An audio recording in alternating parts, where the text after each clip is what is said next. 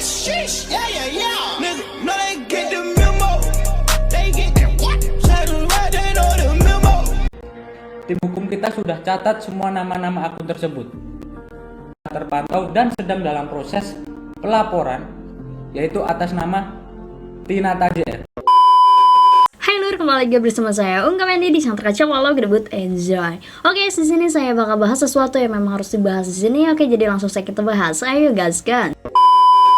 Oke, siapa yang mau aku bahas di sini? Aku mau bahas beberapa pembahasan, dan ini tuh pembahasan yang kalian minta. Jadi banyak yang nanya ke DM Instagram bahwasanya, Kak, gimana sih Kak sebenarnya tentang Kopral Jono sama Tinata JR, katanya gitu. Nah, mendapatkan info seperti itu, aku langsung search masalah yang terjadi gitu. Oke, jadi Kopral Jono itu siapa? Pasti kalian udah tahu lah, masa nggak tahu gitu. Kopral Jono adalah YouTuber gaming. Nah, terus di sini Tinata JR itu siapa? Nah, Tinata JR itu adalah orang yang suka membuat video di YouTube. Nah, jadi gini guys, pada awal mula permasalahan ini terjadi dikarenakan Tinata JR ini menyenggol Kopral Jono gitu. Nah, jadi Tinata JR ini banyak bikin video mengenai Kopral Jono, dan Kopral Jono itu disebut settingan sama dia. Dan videonya tidak hanya satu, lumayan banyak, ada 5 gitu kalau nggak salah ya videonya. Nah, di sini ada videonya di mana Tinata JR ini menyebut bahwasanya Kopral Jono itu settingan. Nah guys, ini udah ada di akun YouTube Tinata JR. Jadi, nah di sini tuh Tinata JR selalu musik Kopral Jono gitu. Entah apa maksudnya gitu, nggak tahu aku ya. Nah di sini ada video yang Dilan Pros singgung prank Kopral Jono katanya. Terus di sini ada bukti prank Kopral Jono settingan. Viral prank settingan Kopral Jono bocor ke publik. Kopral Jono settingan, Kopral Jono settingan, Kopral Jono prank settingan. Kopral Jono prank settingannya terbongkar. Kopral Jono settingan. Let the Hyper sindir Kopral Jono prank settingan. Saya minta maaf akhirnya ya. Nah, jadi di sini tuh kebanyakan videonya tentang Kopral Jono settingan. Mungkin karena dia bikin seperti itu, banyak yang nonton. Jadi dia demen gitu, karena wah banyak yang nonton nih, ya udahlah lanjutin nih. Aku nggak tahu ya settingan maksudnya settingan apaan gitu loh. Kan Kopral Jono itu YouTuber gaming gitu. Mungkin ya ada sesuatu kali ya, aku kurang tahu. Nah, di sini ada nih ya. Kopral Jono settingan, Kopral Jono prank settingan. Masa ngeprank nggak jelas gitu tiap hari kayak gitu, masa orang nggak kenal. Jauh biar aku settingan, aku nggak mau bodohi penontonku. Nah, di video ini dia itu memasang cuttingan video dari Bang Budi Gaming ya. Niat sana aku nggak mau kayak gitu. Intinya aku nggak mau bodohi penonton, dah itu aja. Aku nggak mau bodohi penonton, dah itu aja. Video itu disebut-sebut untuk menyindir Kopral Jono, dan pada akhirnya viral bocornya video Kopral Jono lagi minta tolong ke Global, minta bantu bikin konten prank Global. Kan gua jadi Lendai perkawin nih. Nah, nanti tuh kalian di lobby ngebully gua gitu, Bang. Oh. Ya cuma ngebully doang gitu kan. Nanti kalian kamu ikutin cara ngebully Sihan sama si Apple ini aja.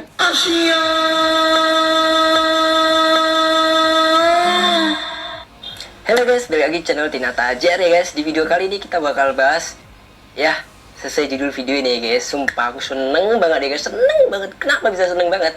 Semua yang aku omong, semua yang aku buktikan sekarang ada buktinya. Kalian bisa lihat sendiri ya guys.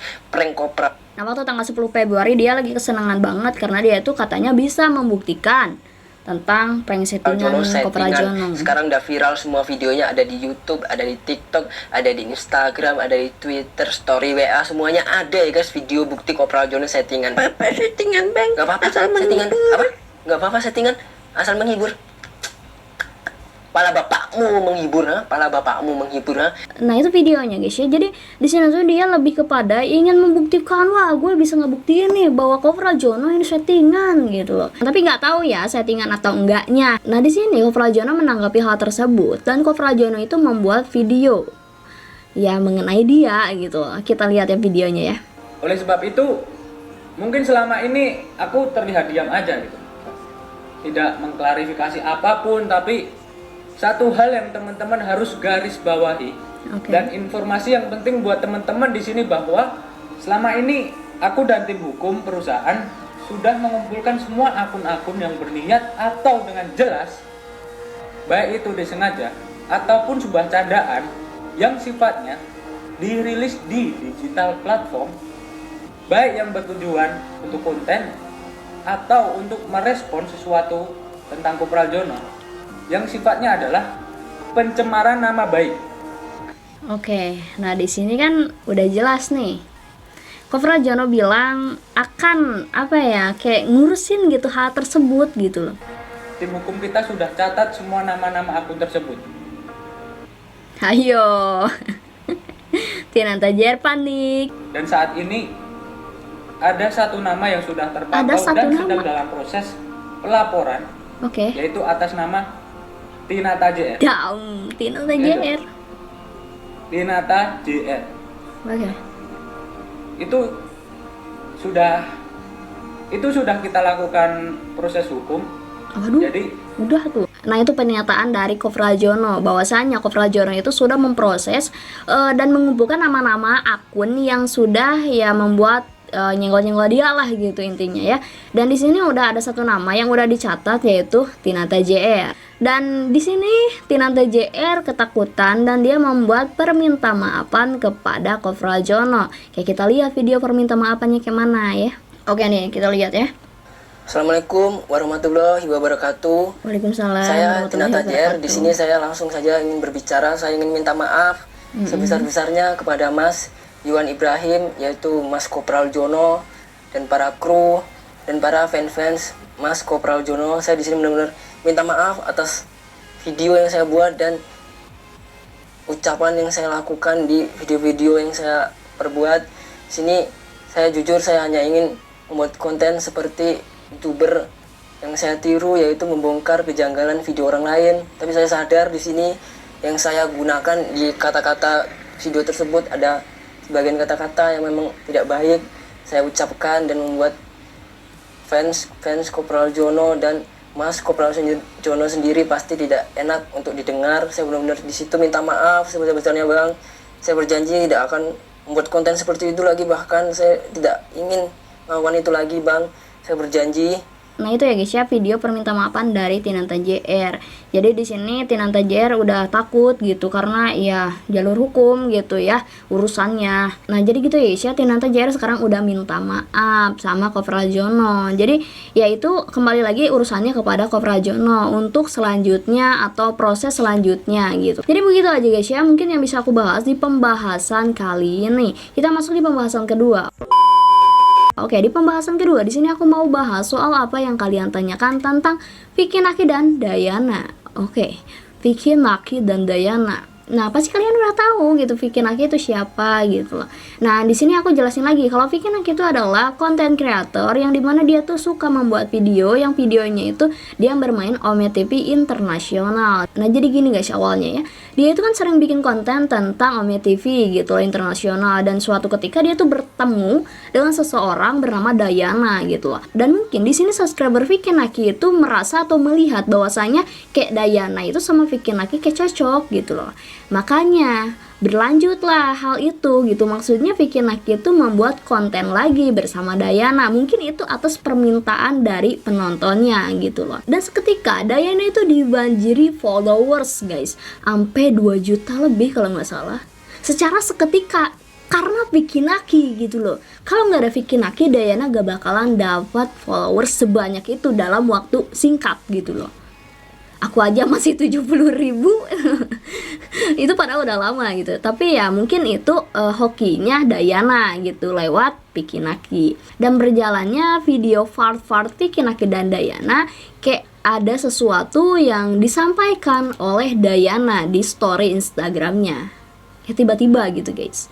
Kayak kita lihat ya seperti apa nih story yang dibuat oleh Dayana. Oke. Nah ini storynya guys ya. Ini storynya bahasa Inggris dan aku bakal artikan semampu dan sebisaku ya.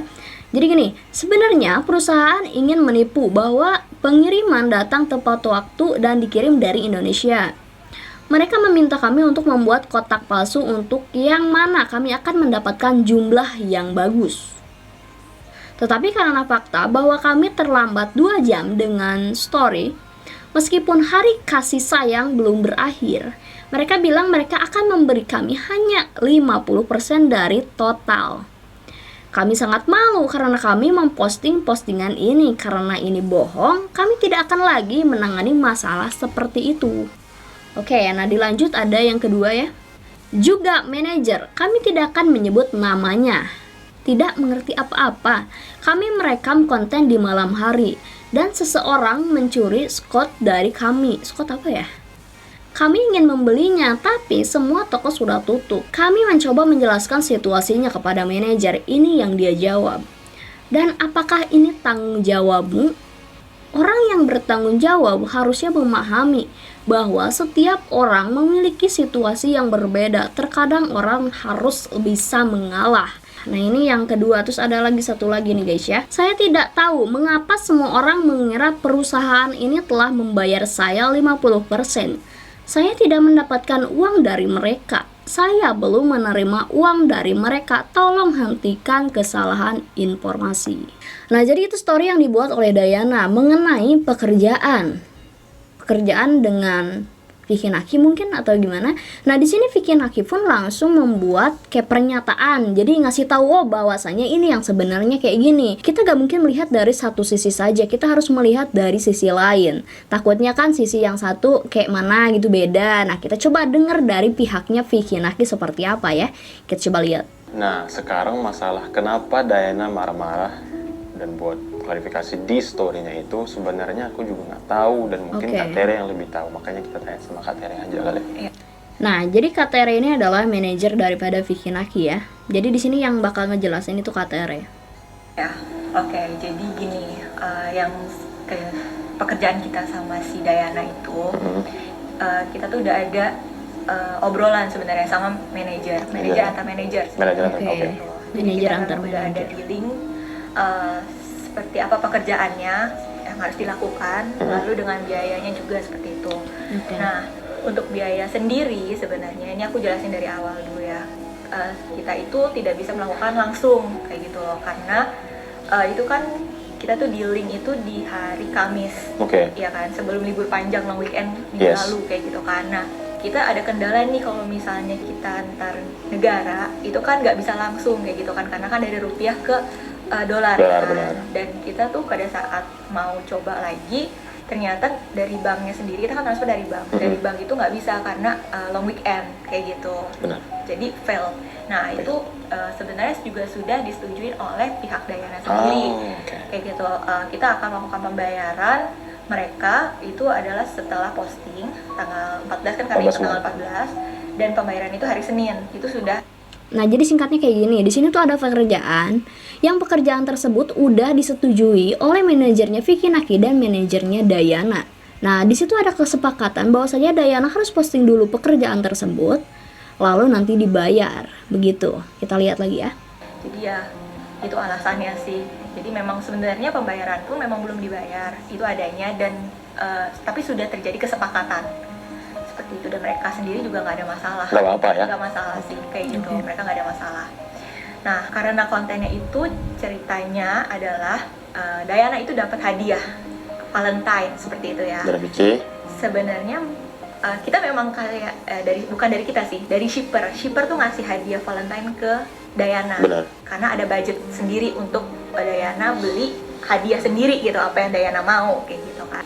Sekitar jam 1 ya, jam 1 waktu Indonesia, jam 2 waktu Indonesia atau jam 1 di Kazakhstan, itu mereka baru akhirnya upload ya apa yang udah seharusnya kayak gitu, tapi cuma bertahan sekitar berapa menit itu di take down. Nah dari sini kan yang sebenarnya langsung rame, lalu itu sebenarnya juga mungkin ada kesalahan saya juga kayak gitu, karena sebenarnya pada saat take down itu saya ngomong sama manajer Dayana, ini apa namanya, kan Dayana itu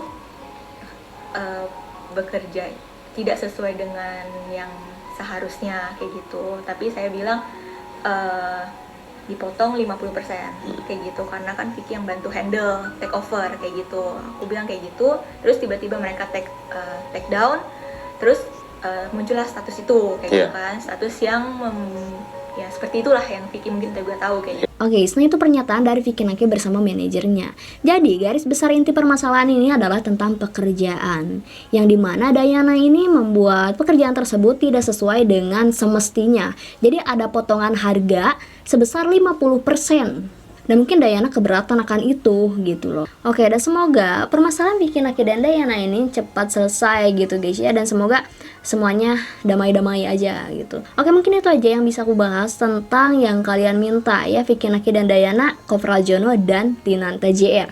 Mungkin itu aja ya guys ya, mungkin bisa aku bahas. Terima kasih buat kalian yang udah nonton. Makasih juga buat kalian yang udah ngasih info. Kalau misalkan kalian mau ngasih info, boleh komen di kolom komentar, atau kalian DM di Instagram @uungkomedi28, atau kalian bisa tag di TikTok uungkomedi28. Oke, jadi gitu aja guys ya. Terima kasih udah nonton. Stay fokus, salam gede buta.